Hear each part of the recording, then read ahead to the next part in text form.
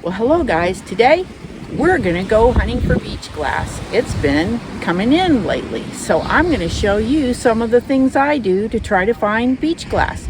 Come on, let's go see what I can find. Let's go!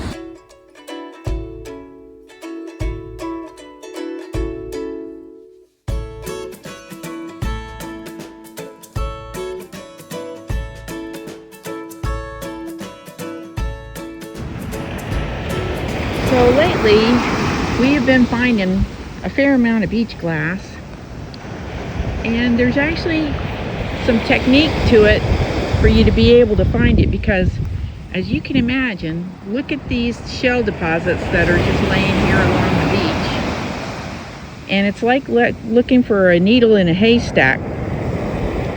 But basically, the first thing that I do is I look for a non-natural color like green or blue.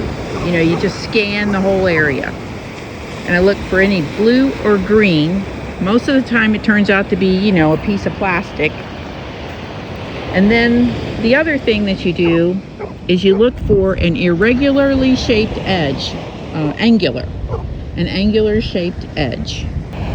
I look at it when I both go up the beach and down the beach, the same shell deposits, because you're likely to miss something from a different direction, because things will have a different look to their shapes. You get to see some nice scenery too. It pays to look up from the ground every now and then.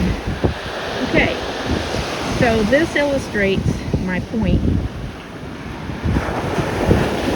that you want to look for an irregular shape.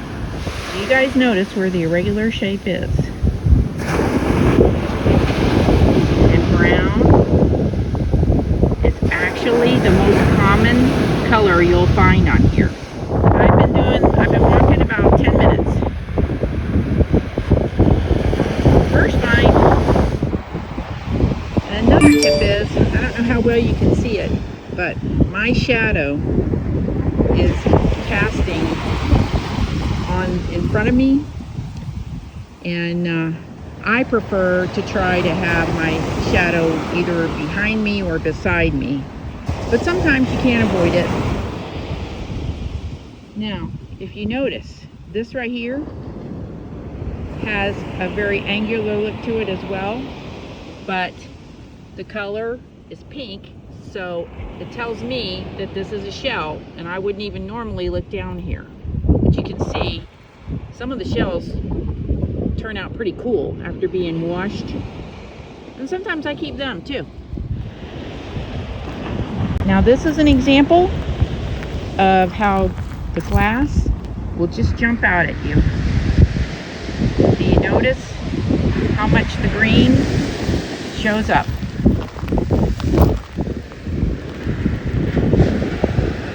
See? I'm going to back up now that you know where it is, and you can see how apparent that is. Green and blue does that. That's a keeper. How awesome is that? Alright, now here's an example of how you really have to look for that angle. Do you guys see the angle? Right here is a triangular brown piece. And this is something that makes me look every time. See that? That's seaweed. But it's very similar to the color of the green glass. There's another angular piece.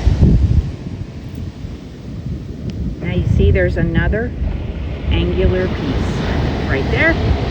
That's what drew my eye. And it's brown.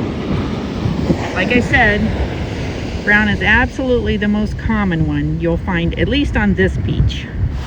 This is a favorite technique of mine. Watch. The water comes up, but it's not so crazy rough, and it washes things out. So it basically sifts what's here on the shore break line for you to look. Pretty neat. Well, there's a bad storm with lightning coming. So that's causing me to stop my day of Seaglass searching. But here's what I found, including this cool rock.